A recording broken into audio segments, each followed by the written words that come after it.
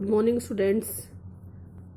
हमारा next topic है सूक्ष्म जीव कहाँ रहते हैं, कहाँ कहाँ पर पाए जाते हैं। सूक्ष्म जीव संपूर्ण पृथ्वी पर पाए जाते हैं। जहाँ पर अभी तक व्यक्तियों की पहुँच नहीं हो पाई है वहाँ पर भी पाए जाते हैं। यह बर्फीली जगह से उष्ण यानी गर्म स्रोतों तक हर प्रकार की परिस्थितियों में रह सकते हैं। यह मरुस्थल और दलदल इलाकों में भी पाए जाते हैं। ये वायरस -40 डिग्री सेंटीग्रेड वाली ठंड वाले इलाकों पे भी आसानी से जीवित रह सकते हैं। और जो जहाँ पर ज्वालामुखी फटता है और बहुत अधिक टेम्परेचर होता है, कुछ जो सूक्ष्म जीव है वो वहाँ पर भी पाए जाते हैं।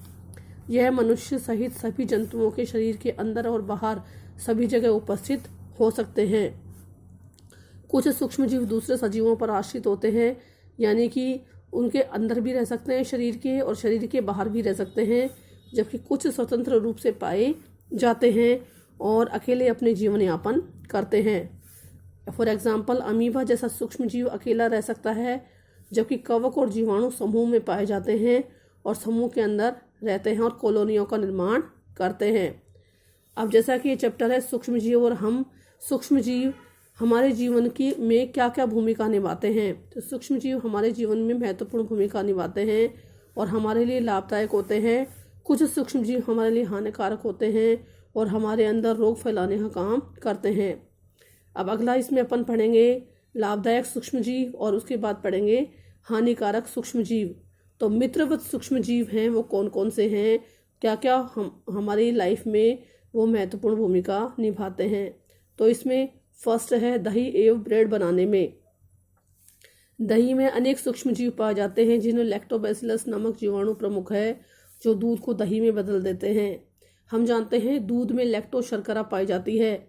जब इस लैक्टो शर्करा के अंदर थोड़ा सा दही डाल दिया जाता है तो दही के अंदर लैक्टोबैसिलस जीवाणु पाए जाते हैं। यह लैक्टोबैसिलस जीवाणु सारी की सारी लैक्टो शर्करा को लैक्टिक एसिड में बदल देते हैं और दही जम जाता है। एसिड का मतलब होता है खट्टा, इसलिए दही है वो खट्टा हो जाता है, उसका रूप पूरी तरह से बदल जाता है।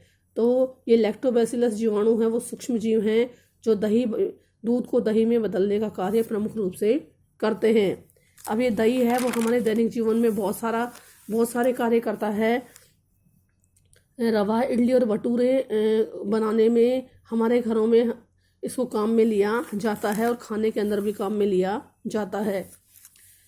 ब्रेड बनाने के लिए यीस्ट कवक का उपयोग किया जाता है। यीस्ट एक कवक है जो एक कोशिकीय है।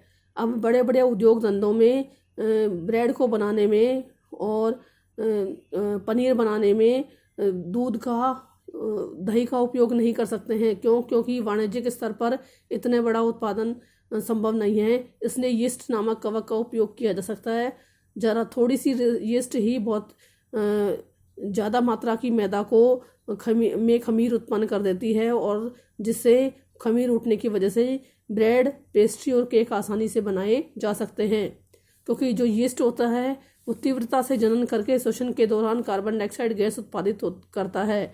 ये कार्बन डाइऑक्साइड गैस मैदा के अंदर उत्पन्न होता है, जिससे मैदा में खमीर उठ जाता है और मैदे का आयतन बढ़ जाता है, जिससे ब्रेड, पेस्ट्री और केक बनाए जा सकते हैं। सेकंड इसका उपयोग है सूक्ष्म जीवों का पर्यावरण को स्वच्छ रखने में। सूक्ष्म जीव मृत और जैविक अवशिष्ट पदार्थों का अपघटन करके उन्हें सरल कार्बनिक पदार्थों में बदल देते हैं और पृथ्वी पर दुर्गंध युक्त पदार्थों का निम्नीकरण करके पर्यावरण को शुद्ध करने का कार्य करते हैं। यदि सूक्ष्म जीव नहीं हो तो पूरी जो पृथ्वी है वो सड़े गले पदार्थों से भर जाएगी और मृत पदार्थों से भर जाएगी। ये सूक्ष्म जीव ही उनका अपघटन करके उनको सरल उत्पादों में बदल देते हैं, जिसको अपन कार्बनिक खाद कहते हैं। ये कार्बनिक खाद दोबारा से पेड़ पौधों को प्राप्त हो जाती है और दोबारा से कार्बन, नाइट्रोजन, फास्फोरस के रूप में काम में आती है। ऑक्सीजन वातावरण में भी मुक्त हो जाती है। Thank you.